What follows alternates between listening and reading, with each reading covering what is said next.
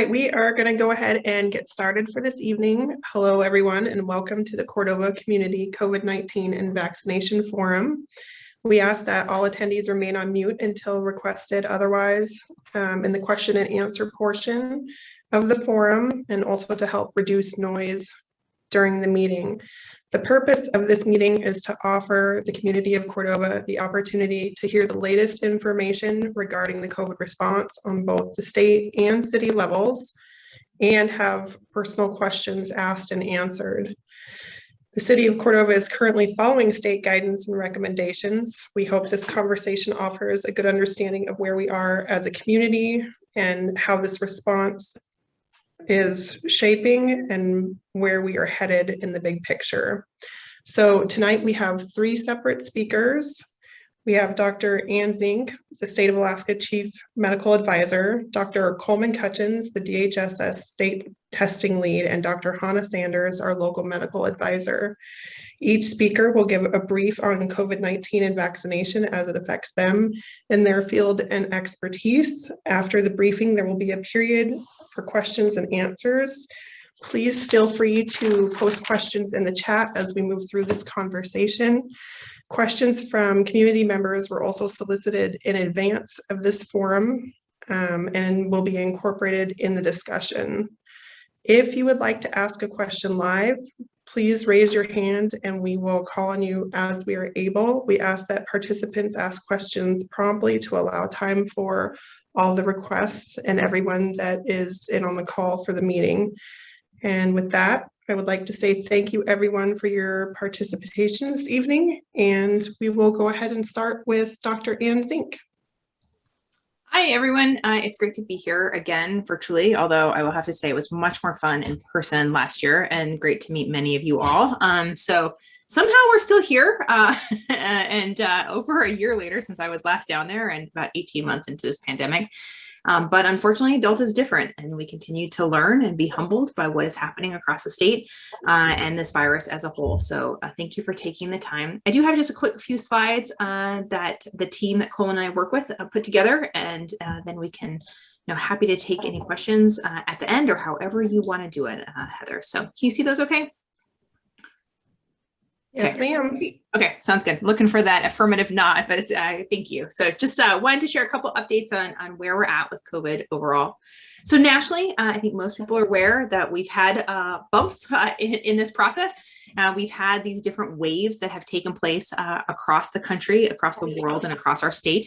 And we are experiencing kind of this fourth larger wave here in the country as a whole.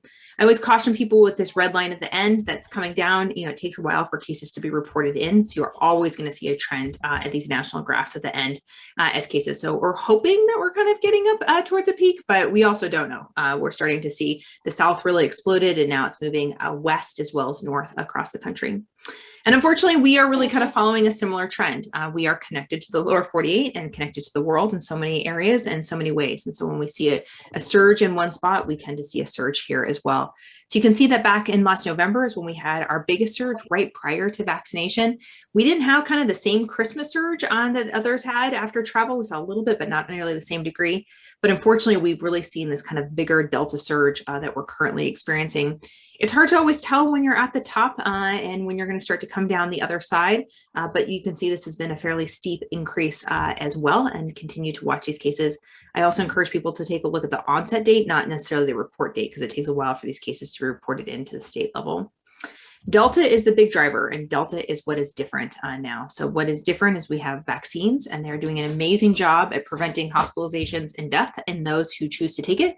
But we also, layered on top of that, have a much more transmissible virus that is moving quickly from person to person. And so you can see that the Delta has essentially eliminated most of the other variants. We've been getting a lot of questions about the Mu variant recently. So you can see on the top, that little purple there, that is the Mu variant that we have been tracking since January here in the state of Alaska. And you can see that the Delta is definitely outcompeting that. And then Alpha, or the YK variant, or the UK variant, excuse me, we had cases there in January and pretty much have become non-existent. Delta has by far become the predominant variant across the state overall. So we had, like in this last report, 1 new Alpha, 1 new Mu, and 242 new Delta cases overall. The whole state is uniformed in its color these days. We are all red, and we just have a lot of cases across the state. We did change our case coloring a bit. So instead of the 3 levels, which we used prior to the CDC, having its kind of levels of coloring, we had to choose something. And that's the reason we went for 3 colors for quite some time. But to better follow CDC guidance and allow communities and businesses to be able to interpret CDC guidance, we went down to the borough and census level, and we also did the same kind of cumulative 100 cases per 100,000 is that kind of red level overall. And we do have 4 colors in general. And you can see we just have one little section of orange on there. We are at just over 500. We have 564 cases per 100,000 right now in the state of Alaska. So about over 5 times the upper level of that red across the state. We've had a 12% increase week over week, and we had 808 new cases today alone. Again, it takes a while to enter all these cases. We've had some backlog, and unfortunately just reaching about that 90,000 mark for total residents who've experienced COVID-19, with just over 2,000 hospitalizations and just over 440 deaths overall. Here's a breakdown in age, and we do see a change in what we're seeing with age overall. So you can see that further out the pandemic, that 20 to 39-year-old age group was the majority of our cases, followed by the 40 to 59 age group. But what has changed here recently is we're seeing less cases in our 60 plus and a big spike up in our 0 to 19. So we're seeing more kids impacted. Again, those less than 12 cannot get vaccinated, and they need to be in person and in school in so many different ways. And so there's a lot of reasons that they're gathering, but we are really seeing a spike up there. And again, we see these spikes in childhood cases in the most where areas are least vaccinated. So both states and counties that are least vaccinated, we see more kids who are being impacted by COVID-19. So we're seeing that in Alaska as well, with that age increasing. Testing, again, our flashlights to be able to see how much we've got. This is becoming more limited, despite the fact we've done on average about twice as much testing per capita in the state compared to the rest of the country.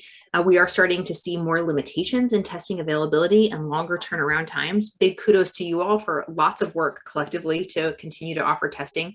I remember very early on in the pandemic estimating with the government how many tests we might need. And I was like, I don't know. I mean, 2 million, if everyone got tested 3 times. Well, now we're over 3 million tests. So it continues to go on, and we continue to see that test percent positivity increase. We're at 8.2% positivity. And we're trying to do a lot to increase the availability, particularly of rapid tests here in the state, so people have that ability to test themselves and know if they're positive quickly. Vaccines continue to be our best tool against this virus in general. So 61.4% of those 12 and above have received at least 1 dose, with just over 55% have received both doses that are kind of recorded within the VacTrack system. We have had an increase in August compared to July. It has slowed a bit. We had a 46% increase in August compared to July. It's slowed down to about 21% increase. And here is the city of Cordova specifically. So nice job being above the state averages. So congratulations on that. Again, these numbers are somewhat imprecise. They're dependent on where someone tells us that they live. And we know that people aren't static people. They tend to move in all sorts of different ways. But the data that we have shows that the city of Cordova is 69.2% of residents have received at least 1 dose, with 67.2% being fully vaccinated. So that's the data that we have at the state level. Getting a lot of questions about third dose, as well as booster doses. So those who are immunocompromised, the FDA did change their recommendations. For those who are immunocompromised, should receive 3 doses as part of their series. So again, not a booster dose, but just that immune system needs a little bit more to remember the vaccine. And that's available now. And then booster doses is what's been talked about a lot. Those who are not immunocompromised, but are at least 8 months out. We still are waiting for FDA as well as CDC approval on that. We continue to be stood up and ready to offer vaccines if that becomes available, but that is different than this kind of 3rd dose RNA vaccine overall. So that's why this slide really kind of talks about the fact that currently we don't have authorization from the FDA for that booster dose, unless it's a 3-dose series for those who are immunocompromised. The big effort of work right now in the state has been over hospital capacity. So unfortunately, with this surge of cases, we are seeing a surge of people requiring hospitalization. We're seeing younger people be hospitalized. We're about 7 years younger this peak than we had in the last peak. But the big difference what we see is that those who are vaccinated are much older who are requiring hospitalization than those who are unvaccinated. So our July data overall, the average unvaccinated person was 14 years younger than the average vaccinated person in our hospital. And getting some data from the Anchorage hospitals this week, the median age for a vaccinated individual in the Anchorage hospitals was 68 versus the median age for an unvaccinated person in the Anchorage hospitals was 44. So big difference in the age group that we're seeing in those who are vaccinated and unvaccinated. So young, healthy people who are unvaccinated we're seeing in the hospitals versus it tends to be people who are older and comorbidities who are vaccinated that we're tending to see in the hospitals. Not 100%, but in general.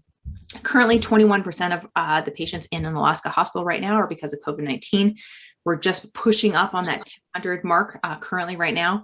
And you can see that this surge of hospitalizations is greater than the surge that we saw in November. So while the cases aren't necessarily higher, what we are seeing is a surge in hospitalizations. And part of that, again, is because of how quickly Delta is spreading across the state and is resulting in hospitalizations. And I hate to think about what this would look like if we had had Delta without the vaccine. So again, incredibly grateful we have some tools against it, but it still continues to push our hospital systems.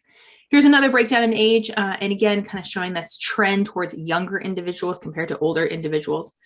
And the difference that each individual Alaskan makes a huge difference. I'm happy to talk about hospital capacity and what we're doing in that space and other questions, but really Alaskans have been the key to this response since day one. It's that individual decision to get vaccinated, to get tested if you're symptomatic, to mask up when you're in indoor spaces, to consider getting tested as you travel. And so thanks for all of your work in that space.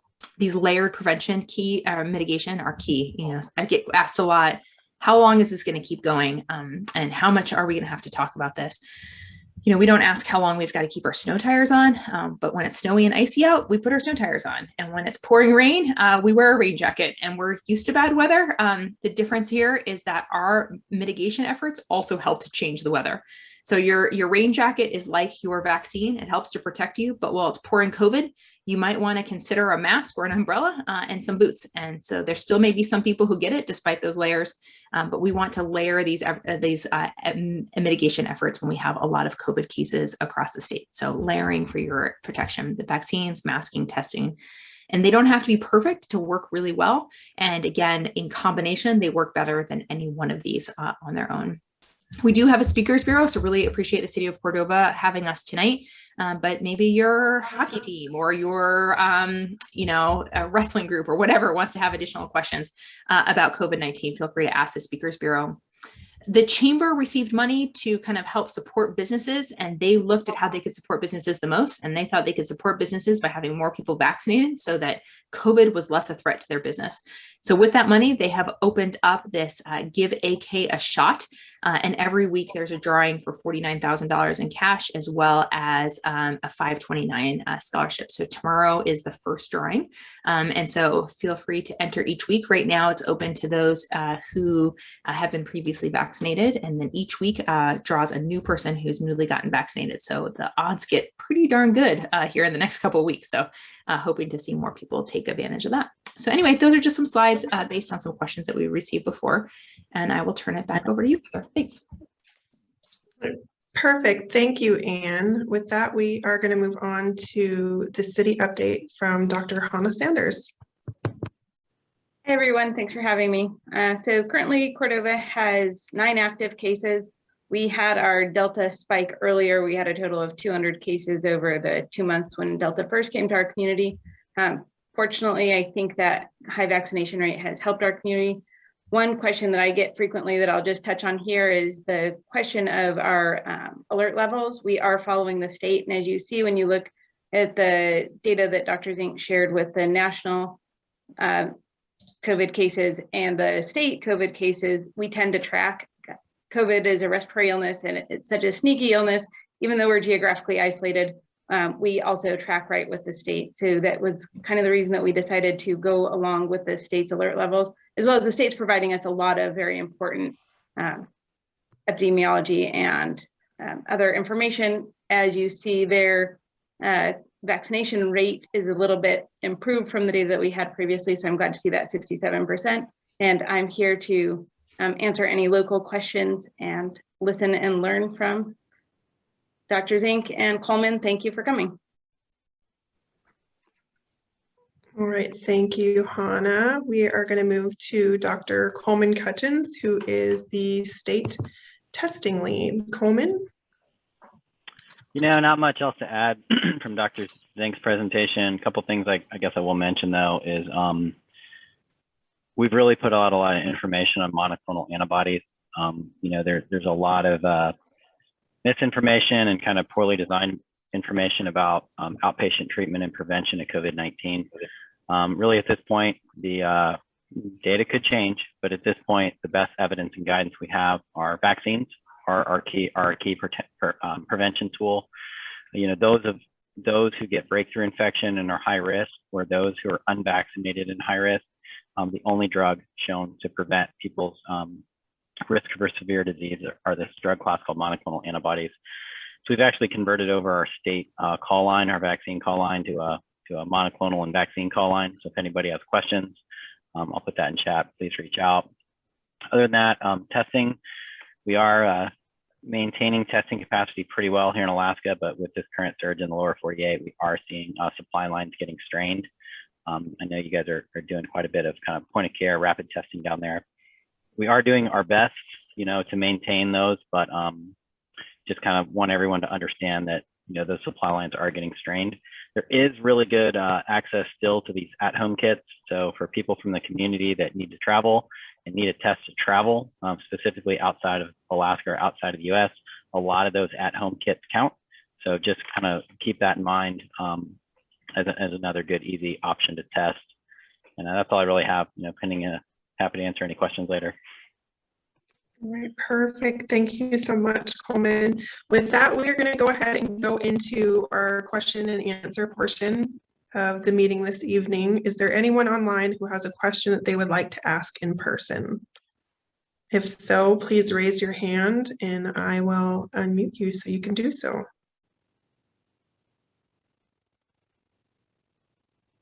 Okay. Sarah Parker. Go ahead and ask your question.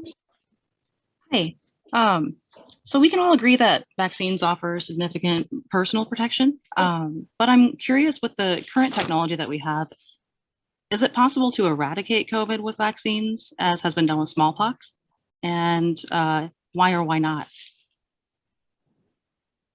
That's a great question, and I'm happy to take a stab at it, and looking forward to other inputs as well. I think that the big answer is we don't know for a series of different reasons. First of all, having a disease that does have some degree of asymptomatic spread makes it much more challenging to minimize its impact. Doesn't make it impossible. Polio, 95% of the cases are asymptomatic spread. And so we do have other diseases where vaccines have been incredibly efficacious. When we look at things like herd immunity, we're looking at how, in a population as a whole, how well can that population be protected, either from natural infection or from vaccines, and how quickly does it spread from person to person? So when our epidemiologists do this calculation, they look at how quickly it spreads from person to person and how great of protection either the vaccine or natural immunity provides. And so for things like smallpox, it spread quite easily from person to person, and the vaccine did provide amazing protection at preventing disease overall. With the Delta variant, we are seeing this disease spread more quickly from person to person. And in combination with that, we are seeing the vaccine be slightly less efficacious. So it still works amazingly well at preventing hospitalizations and deaths, but it isn't quite as good at preventing all infections. So the combination of those two factors makes that level of people that need to really have really robust protection from the disease higher than it had been previously with the Alpha variant. The other thing that we don't fully know is how well someone who's previously had COVID, they're protected, as well as how long protection lasts from vaccination, as well as from natural infection. So when someone gets really sick from the disease, it looks like they have better protection.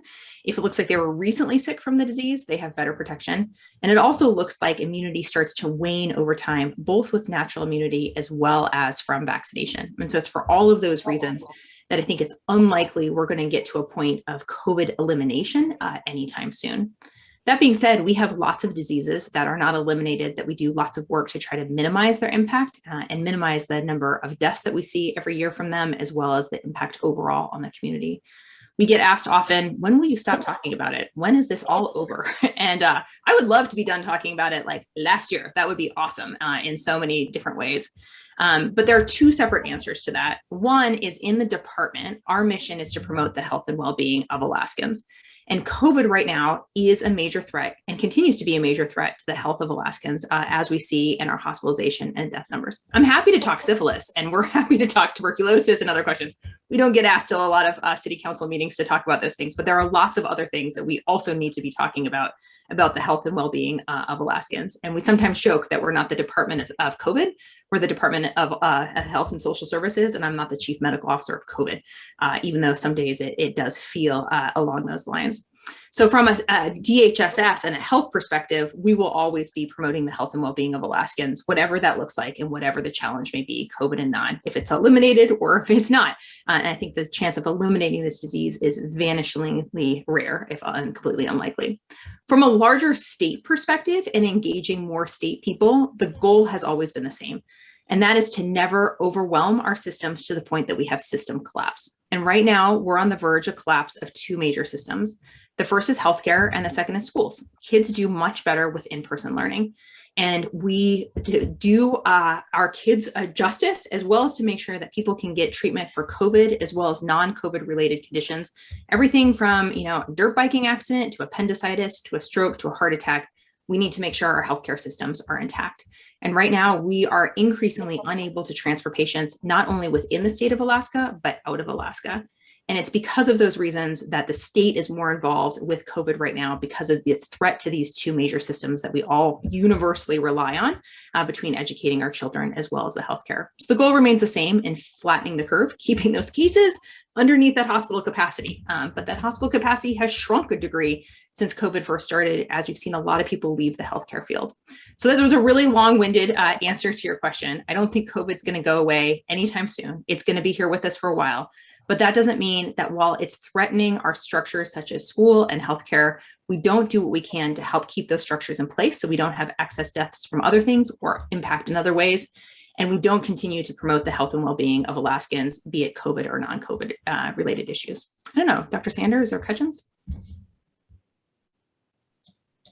I think that was an excellent answer. And I agree with you. It doesn't look like this is going to be going anywhere. However, we do need to keep our healthcare system intact, which is why we're really working to layer every mitigation strategy that we can on, and why vaccination is so important. So thanks. I kind of really put it into perspective of, other diseases that we had vaccine for that we didn't quite eradicate, but it really doesn't have a burden on our society anymore. I agree with everything was said. I don't know that we're going to, eradicate it like smallpox, but this is a very different virus. But there's other things, like polio, measles and mumps and pertussis that are still around, but it has a very small burden on our society. Very few people get severely ill. So I think really the goal at this point is, get enough people covered via vaccination. And, the people that we have due to natural infection, and really bring that burden down. The number of people who get severely ill and hospitalized is cut way down, because that's really what ultimately, if this virus was mild, like all of this wouldn't have happened, Okay, moving on to our next question. It says, can you expand on the pediatric hospitalization situation in Alaska? What is the capacity availability within the state for pediatric beds? Are you seeing primarily children with pre-existing conditions, or is it fairly evenly divided across the demographic? Yeah, so it's a fantastic question. And a slide that I did not have in here, but I find is a very powerful slide, is looking at the number of hospitalizations in the ages 0 to 17 across the country from COVID. And you'll see that we are about twice what we were at the peak in November of last year with the number of children who are being hospitalized from COVID-19. There's a big debate on if that is Delta is actually making kids sicker, or if it's just that more kids are being exposed and it's transmitting and moving so quickly that we're seeing a lot of kids impacted. COVID's definitely not the only thing impacting children right now as well. So particularly in the South, there's a big RSV surge, respiratory syncytial virus, that particularly causes young kids to be quite sick and is often the cause for many hospitalizations in the state of Alaska. And we've also had a pickup in our RSV cases recently and actually issued an epi bulletin about that last week. Our hospital capacity for peds beds is challenging because while we have PICU and NICU beds, the most intensive care beds for pediatric intensive care, many physicians like Dr. Sanders and others do an amazing job at helping to stabilize and care for pediatric cases. But depending on what that pediatric type may be, it may be in a pediatric bed, it may not, they may need to transfer them, they may not. And so it really varies, particularly based on the location as well as the disease process and why they need to be transferred. We know in Alaska, our capacity in general is limited. We know that our pediatric capacity is even more limited than our adult capacity, and that we oftentimes rely on places like Seattle Children's as a backup. What we're also seeing nationwide is that the pediatric hospital system is being stretched in a way that the adult system was stretched last year, but the pediatric system never was. So many pediatricians and PICU docs are trying to figure this out in real time and figuring out how to support just lots of kids and lots of cases right now. In general, kids do really well. They have very minimal or mild symptoms, but I've seen kids now as young as 13 days with COVID-19. So we've seen quite young kids, and we're learning a lot about it in kids that young and who we should worry about, who we shouldn't worry about, and try to watch them closely. But we still have a lot to learn, particularly in the pediatric world in this case. We've been fortunate that we have not had any pediatric deaths in the state of Alaska. That's unusual. Most states have, and I continue to knock on a lot of wood and encourage us all to do what we can to protect our kiddos because I worry it's only a matter of time until we do have a pediatric death. And the last time I checked, and Coleman, correct me if you have a different number, was we'd have had a total of 17 hospitalizations in the pediatric age group. Again, we're counting that as newborn until 18. So small compared to our overall adult numbers, but we're seeing quite a few cases overall. So that is the state and national level on that. I don't know, Dr. Sanders, what would you say from your perspective? Cordova has started to see RSV as well. And certainly here at our hospital locally, we're able to take care of a certain level of pediatric patient and stabilize them and often treat them for RSV, flu, or even COVID without having to medevac them. One important thing that I will add is RSV is a droplet, which we have known for a long time that masks help prevent spread of those droplet illnesses. A lot of times older kids don't get so sick with RSV that they need hospitalization, but they will transmit to younger children RSV. And so the masks are a very effective tool for those other respiratory illnesses as well.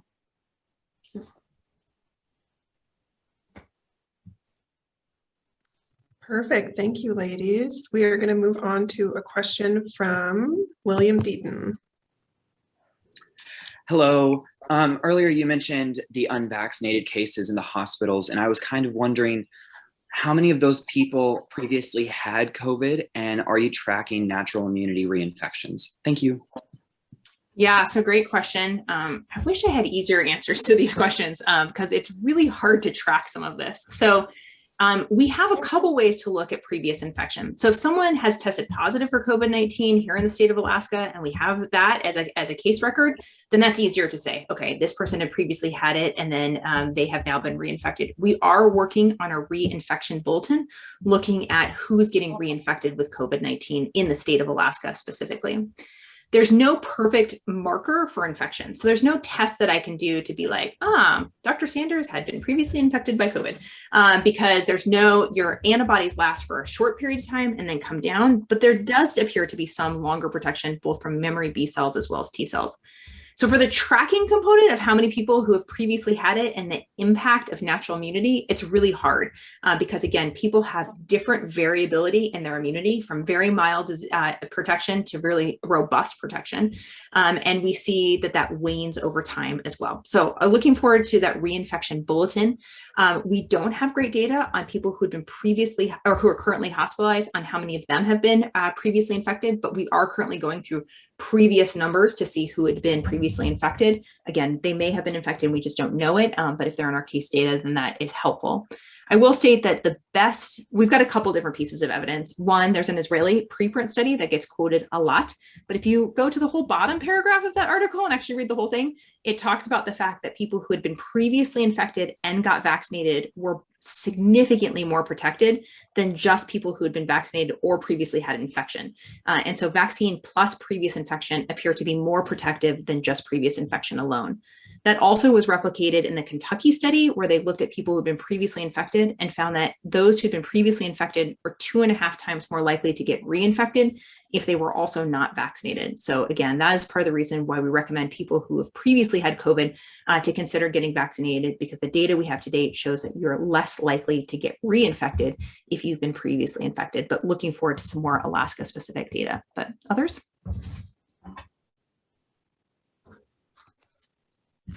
I'll put that Kentucky study in chat. I think it's really interesting. I think one thing that is tough to, when we look at natural infection, somebody gets infected, they have immunity from that versus vaccine. What we really see is a more consistent immune response and a more predictable immune response. We don't know all of the ins and outs yet. There's a lot of unknowns with, people that were infected by the virus. Dr. Zinks does a really good job at this. Like, there's really no difference though, the way your immune system responds to the virus or the vaccine. It's the same level of immunity. Your immune system sort of acts in the same way. You just don't have the residual bad effects of the virus. So, there's no difference in terms of like the antibodies, the response, from vaccine. It's not less complete, and there is some studies looking out there on that. So I just really encourage people to think about it that way as well. This is just one other thing to add to Coleman's point there. Getting vaccinated does not take away your natural immune system's response to the virus if it sees it again. And a vaccine basically teaches your body's normal, healthy immune system to be able to respond more quickly to the virus once it sees it. So the fundamental basis of being healthy and well is to support our overall health and well-being. And so that is our mental health, our physical health, our social health, eating well, exercising, making sure our immune systems are well taken care of. And our immune systems are also, taken down with a lot of stress. So taking care of our immune system. And then when we get vaccinated, that just tells our immune system, hey, when you see this virus, this is how you take it down quickly. So it gets a head start. And so the vaccine doesn't last in our system. The vaccine doesn't accumulate in our system. The vaccine isn't transmitted via placenta or breast milk to our kiddos. What the vaccine does is it just teaches your blood, it teaches your immune system how to have a strong response, and then it disappears. Your body takes it apart. Think of it like a Snapchat. It had its message and then it disappears. And then what's left is your normal immune system so that it's prepared to be able to take down the virus once it sees it. You already got that message and it goes away quickly thereafter. Okay, our next question is, Cordova has had 4 hospitalizations. Are the staff here as burned out, understaffed, and or overwhelmed in treating COVID patients as we read about in other parts of the state and country? Please discuss how COVID is affecting their workload and well-being. Similar to other places, certainly our staff are resilient and here to support people, but it is a challenge to have to deal with all that comes along with COVID. When we hospitalize COVID patients, it means they're having to change in and out of PPE, which is an added task when you're moving between patients. Overall, I hear our staff here remaining very positive and have not had anybody turn in their resignation yet. So I think that Cordova is doing well. Thank you, Hannah. And moving on to a question from the chat. Is it accurate to say that the greatest benefits of these vaccines are that they offer personal and individual protection from serious disease and potentially death, not necessarily preventing infection and transmission altogether? Would community transmission still be a possibility if Cordova had a 100% rate of vaccination? Yeah, so it's a really good question. And before I jump to that one, big kudos to your health team. So congratulations, Dr. Sanders and team. It's fantastic. We need all the healthcare providers we have. And thanks to whoever asked that question, because it has been hard for many healthcare workers. So I just appreciate that question. Regarding the second question, I think I would not fully agree with that statement for a couple of different reasons. So first of all, vaccines do a couple different things. Again, if I got vaccinated, which I'm vaccinated, but I have that, basically, I got that tool, that Snapchat telling me how to take down the virus. If Hannah coughs on me really quickly, and we're not on Zoom and we're actually in person, and she gives me COVID-19 and it enters into my lungs. My body sees that virus, and it's kind of a race between my body and that virus. That virus is trying to take over my cells and replicate as quickly as possible. And my body is like, that's a foreign thing. I want to get rid of it. I'm going to try to get rid of it as quickly as possible. For most vaccinated people, they will completely get rid of that virus before they get enough in their upper airway to transmit it to another person, to become symptomatic, or to be able to get sick from it. And so vaccine does help to prevent transmission because it helps to take down that virus before you can replicate enough to be able to spread it from person to person. But is it 100% perfect? Not at all. Some people, that virus gets a little bit more of a head start, or their immune system isn't quite as strong, and that virus can then replicate, and it can become enough in the upper airway that then they can actually, cough, sneeze, talk, and spread it to another person. So we are seeing evidence that vaccinated individual people can spread it. It's just much more less likely than if everyone was vaccinated, or if that individual was vaccinated overall. And then once you start to have enough in your upper airway, your body has still got that head start from the vaccine. And so it's more likely to take down the virus before it makes you really sick, resulting in you getting sicker, being hospitalized, or dying, or your immune system kind of going crazy, which is what seems to happen between day 7 and 10 for this virus, is people's immune system can kind of overreact and have so much inflammation as it's trying to fight this virus from numerous aspects, and can make you quite sick. So yes, it does minimize hospitalizations, it minimizes death, but it helps to minimize transmission. It's not 100% perfect. So what happens if we're all 100% fully vaccinated and we're all hanging out together? Well, first of all, we can't all be fully vaccinated because we have our kids less than 12. So we have to still count them because they still are important, and they are important in the kind of this transmission chain overall. But say we live in a Zoom world that's actually in person that has no kids, and we have 100% vaccine. What would likely happen is that you could transmit COVID. You wouldn't get a lot of it, but people wouldn't really notice. Some people might get a little bit of a runny nose and sick, and some people might not feel well for a couple of days, but most people would have mild symptoms. And if that's where we get with COVID, great. Go give your friend a big hug and maybe have a runny nose the next day. What we don't want is so many people becoming sick and overwhelming the hospital system as a whole. So I think that there's been a misnomer. I think it's really easy to understand the world in a dichotomous, a black and white view, like again, with testing, either I'm positive or I'm negative, or there's COVID or there's not, or this is a risky situation or there's not. But the reality is that we are beautifully complex beings that live in this beautifully complex world. And we see a lot of different responses. So population-wise, it decreases transmission, decreases hospitalization, decreases death. But on an individual level, we still see breakthrough cases, we see breakthrough transmission, and we still see people being hospitalized and unfortunately dying from COVID-19, even if they're vaccinated. So it's not perfect, but it's darn good. I don't know, others?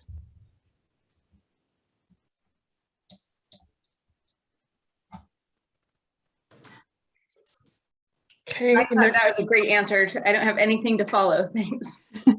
Okay, next question. Please explain how many people are needed to treat one COVID patient in the hospital, both in an ICU and non-ICU setting, and how it compares to treating other ill and severely ill non-COVID patients in both ICU and not. Yeah, no, Dr. Sanders, you want to start with your community, and I can talk about from the state?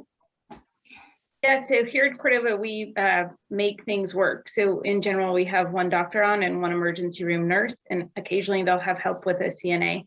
So depending on the number of patients that we have, that's the number of staff that it takes to take care of them, because we don't have more. Our staff does a very good job of taking care of people, but we do rely on the other hospitals in Anchorage to have capacity to take our patients when we need to send them.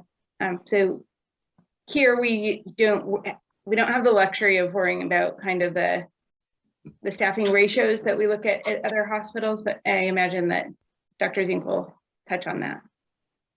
Yeah, really like Dr. Sanders' point is like, it takes as many as we have sometimes. I think that's what we're experiencing in the hospitals right now. So the ratios for nursing have diminished over time, particularly with how stretched thin the nurses are. So in general, both in the emergency department as well as on the floor, it's usually about a 1-to-4 or 1-to-5 nursing ratio. So, one nurse will take care of kind of either 4 to 5 patients. And in the ICU, it's about a 1-to-2 ratio. Currently, they're all being stretched much thinner right now. And so in the ICUs, they're stretching to 1 to 3 to 4 patients in the ICU, and a nurse to 5 to 8 patients in the ED in the med surg, which is a lot more care. On top of it, it brings up what you mentioned. I'm just literally putting on PPE coming on and off. I was working in the emergency department this past weekend. This cute little demented lady was like, "You guys are all getting dressed up for a dance." And I looked, and like all the nurses and I were all donning PPE together because we're all like going into separate rooms. And she thought we were all getting dressed up for some ball dance or something in our bright yellow gowns. But it made me pause and think about how much time we really do like have to put all this on and off when you're going in and out. The other thing in ICU care that can be really labor intensive is what's called proning. And so when you put someone on their stomach, it helps to open up their lungs and so you can oxygenate them better. Proning is not easy. It's easy when you're in your bed by yourself and you're not attached to a ton of monitors, a ventilator, and a bunch of IVs. But when you're attached to all those things and you're trying to roll someone, you have to be really careful that those lines don't get moved and the tubes don't get pulled and the medications keep running and they don't wake up, and it can be very tricky. And when people are super sick, they can actually code just with that movement. Just a little bit of movement can cause their heart to stop. So it usually takes at least 4 people to move one COVID patient. And so in the ICUs, they're spending usually 2 hours twice a shift going through and proning patients. And so all the nurses gown up and they just go room to room to room, proning and turning patients from side to side, which takes hours of their day away from all the other nursing care. But it's a highly coordinated dance that they also have to do to make sure that they're caring for those patients. So it's all of those additional burdens that does make it more challenging. I think the other thing that's sometimes a misnomer, a heart attack might be in the hospital 2 days, 3 days. It's really rare for a heart attack to be there a week, a month, 2 months, but it's really common for these younger COVID patients to be there, 6 weeks to 2 months timeframe. And so one hospitalization can be months of proning patients, of moving back and forth and trying to keep them alive. So the length of stay is much longer with many COVID patients, and it's just physically exhausting. And the other thing that's really been challenging is caregivers aren't at the bedside like they were before. We want family in there. Like family is who helps to care for us in so many ways. It also helps to decrease the burden on nurses. When someone's confused or they're demented or they're, lonely, having a family member sitting by their side makes all the difference in the world. But when you're trying to reduce the overall COVID burden, we aren't having as much family and friends in the room as well. So you're holding up the iPad so that they can, say goodbye to their 10-year-old daughter. You're having these just heartbreaking, heart-wrenching conversations. And so it's not only the physical burden that's happening right now in the hospitals, it's just the sheer exhaustion and mental burden of seeing healthy people dying from what's increasingly a preventable disease again and again, and feeling like there aren't a lot of tools and just feeling exhausted. So anyway, it's probably more than you wanted to know, but it's both physically and mentally a lot for our medical professionals right now.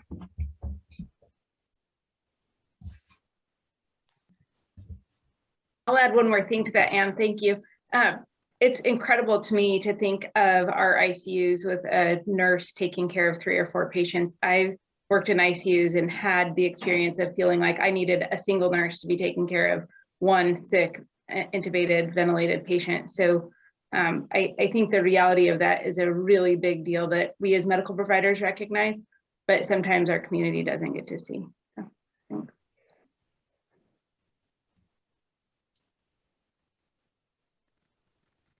All right, next question. Will we be able to get an electronic version of our COVID vaccination records anytime soon? And what is the outlook for vaccine authorization for children 5 to 11?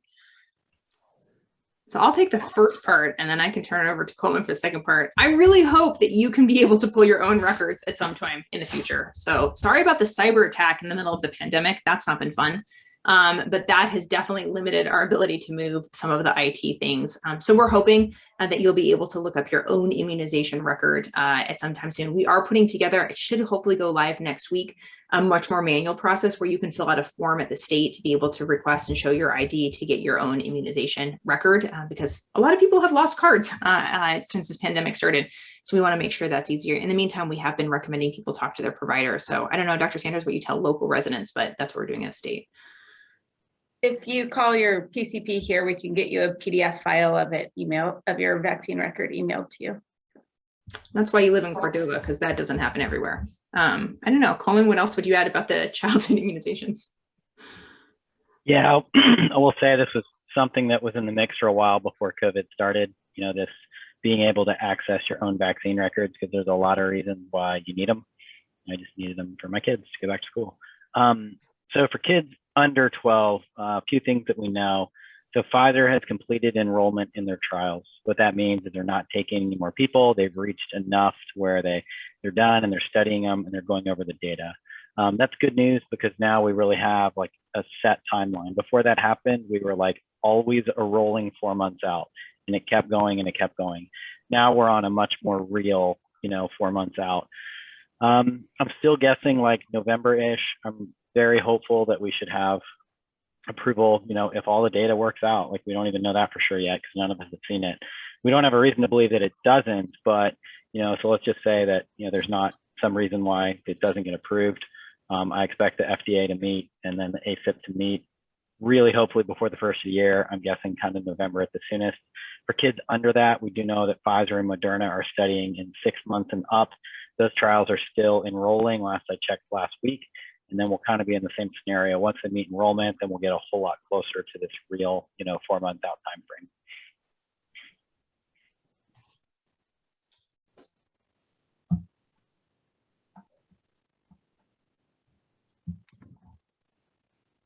All right, we have a question from Miss Ann Schaefer.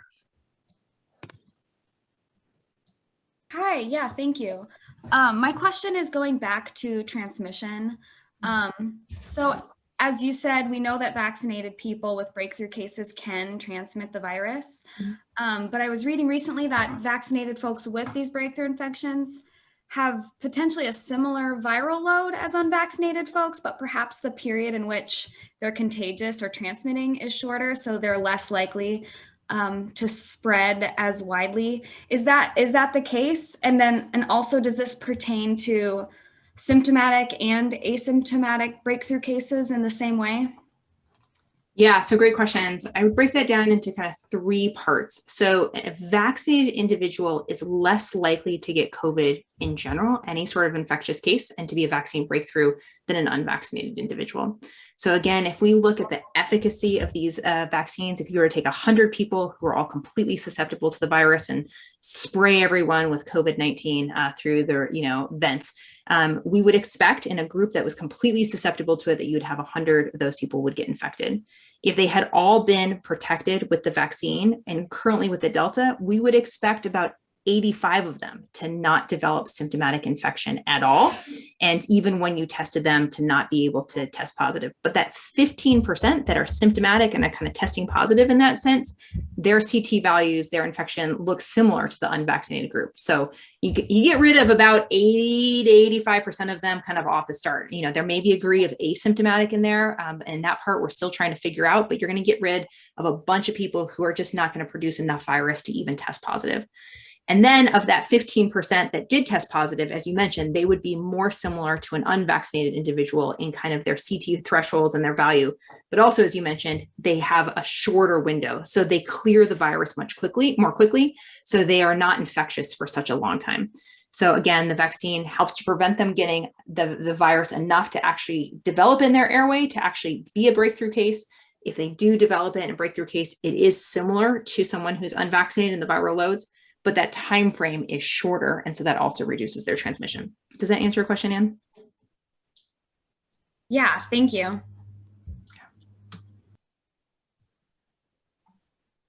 Okay, are there treatments that can be taken as soon as one is symptomatic to minimize possible effects, so one doesn't have to wait until one has difficulty breathing to get treated?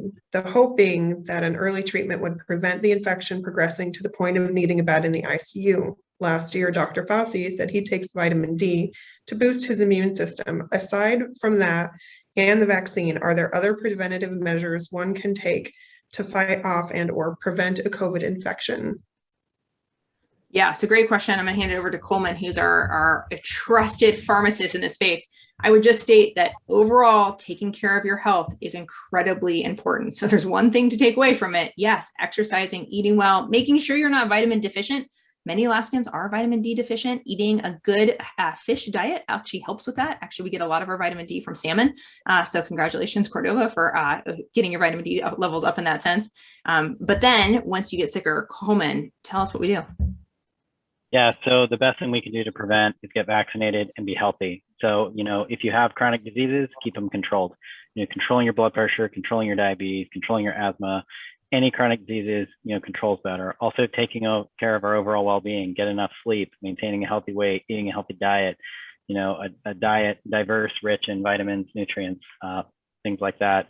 In terms of medications, viruses are hard to treat. I've been saying this for a while, and it's true. I come from an infectious disease background for a lot of my career. And in general, we don't have good medication treatments for viruses. A couple of them we do, but for the overall general exception, what we really kind of our mantra is, mitigation, not medication. So unfortunately, treatment options aren't really well. We do have this class of drugs called monoclonal antibodies, though. We actually use them for RSV and NICU kids as well. What it is it's an infusion. It can either be given via IV or subcutaneous injection. And if you are infected early and high risk, it can be beneficial, up to about 70% beneficial in reducing your risk for severe infection. Vaccine is still better, but this is kind of like a safety net drug, and it is available. The key with that, though, is you really have to give it early. So if you have any possible symptoms, it could be COVID, get tested. If you test positive, talk to a healthcare provider, because these are prescription medications and they're ones that aren't necessarily easy to deliver a lot of times. But those are effective, in preventing someone's risk. By the time you get to the ER, with Dr. Zink or another ER physician or Dr. Sanders, it's too late. They don't work anymore. So really that early treatment is the key when we talk about this class of drugs. And then I would also say that we've gotten much better at treatment options once you're in the hospital as well. So, when we were first learning so much about COVID, 18 months ago, there were a lot of protocols and there were a lot of different things that were tried, but we are getting a lot more data and evidence on what works and what doesn't work in general. So if you get sick enough that you require hospitalization, please don't use welding oxygen and stay at home. That only makes your lungs sicker. We've been seeing more of that, honestly, within the state. We are here to care for you and not to judge. And so vaccinated, unvaccinated, whatever you took thinking it was going to be helpful and it may not be helpful and you're getting sicker. I mean, I can't tell you how many patients I've been seeing in the emergency department using ivermectin, large dose steroids, a lot of antibiotics, and welding oxygen at home and getting sicker and sicker and sicker and coming in just miserably ill because they are hoping to have a treatment. We want a treatment. We want you to be better. And if I had a magic pill that would make this all go away, I promise I would distribute it widely, but we don't. And it's just a series of things and a lot of hard work from individuals keeping their own immune system healthy and trying to minimize the virus itself. Once you're in the hospital, once Coleman maybe tried the monoclonals and you're there and now you're hypoxic with us. So there are some antivirals like remdesivir that can make a difference to some degree. Steroids can be helpful later. And then there's some additional immune modulators. We also see a lot of blood clots associated with COVID. And so we see people getting blood clots in their lungs. I've seen 20-year-olds with no heart history who have developed heart attacks afterwards, as well as big pulmonary embolisms, clots in their lungs. After COVID-19. And so there may be a role, particularly in some patients, in like anticoagulation to minimize that. So Dr. Sanders, anything else you'd add from a treatment perspective? No, I think you covered it. All right, perfect. We have time for one more question this evening. We're going to go to Miss Sarah Parker. Hey, thanks. I heard an interview on NPR last week with the U.S. Surgeon General Vivek Murthy, where the Surgeon General indicated that eradication of COVID wasn't necessarily the goal. And he suggested that COVID will eventually be endemic. What does that mean? And looking ahead with COVID, at what point would we transition from pandemic to endemic? Yes, it's a really great question. So endemic versus pandemic really depends on if you're seeing flare-ups in a certain region versus the whole world as a whole. So pan means the whole world as being impacted versus an endemic is just going to have local regions where you're going to have flares. So I think of like measles and mumps as diseases that are endemic. So you'll have regions where it will flare. Even polio, as mentioned, I don't worry about my kids going to swimming pools in the summer and worry about them getting polio like we may have, in the 1940s. But we do worry about COVID right now, and in other regions in the country, in the world, polio is more of a threat. So it really depends on kind of the overall worldwide burden of this disease. No pandemic lasts forever. No epi curve goes up forever. This too will come down, and this too will get better. The question is how many people will we lose in that journey and in that process? I oftentimes think that we are all in the sea together. We are just in different boats. And we can bolster our boats and our life jackets by being vaccinated and by being tested and getting monoclonals early. Again, it's just those safety precautions that we have, but we're in a rough sea right now, and those seas will calm down. This will become less of a burden. How long that will take is hard to say, but it's been helpful for me to review the literature from, I just finished a book on polio, the plague, the 1918 pandemic. These things have happened for centuries and will continue to happen. They're rough, they're bumpy. We lose a lot of people along the way, but when we collectively work together and realize that the virus is the enemy and not each other, we're able to perform much better. So I agree with him. This will eventually become more endemic instead of pandemic, but how many Alaskans we lose is the question. I don't know, others?